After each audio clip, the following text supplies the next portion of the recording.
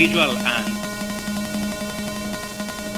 it seems to exhibit very little intelligence. It doesn't even utilize any memory most of the time. Ants tend to react to their environment. They sense it, and then they simply react to what they have sensed. And in some cases, they often act randomly. On the other hand, if you look at ants as a group, they seem to exhibit a very complex behavior.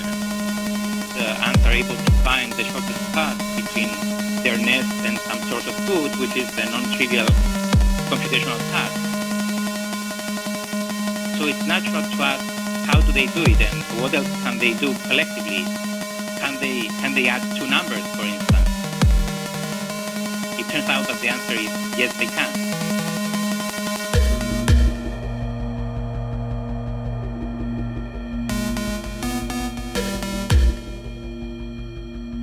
My name is Loizos Michael.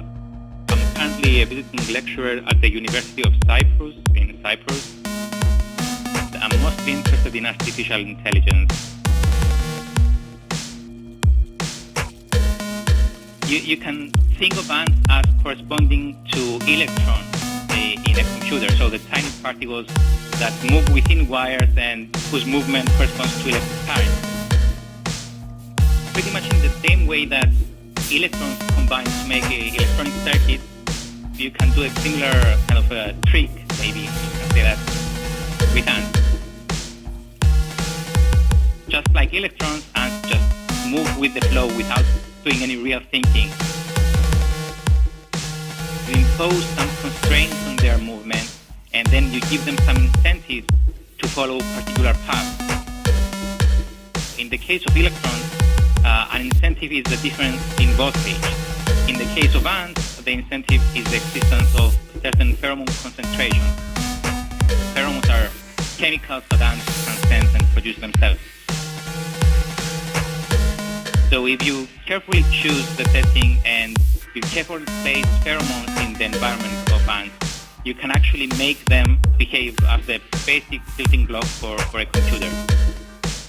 Once you can build the simple components, you can actually start combining them, and in principle, you could build anything, as complex a computer as you'd like.